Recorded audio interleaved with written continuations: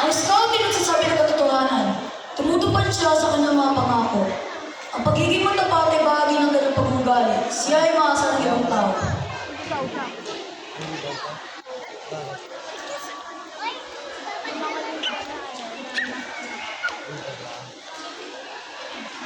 Kulintik ka? Kaya basta ako.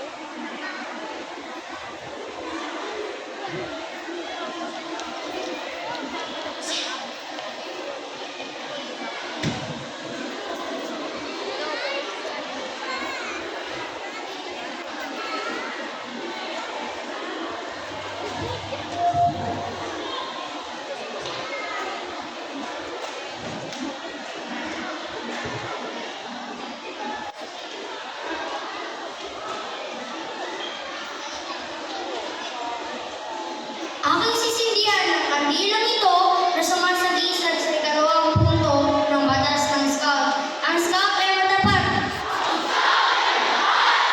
Ang scout ay matapat sa kanyang pamilya, mga kaibigan, mga pinuno sa scouting sa kalan at bayan.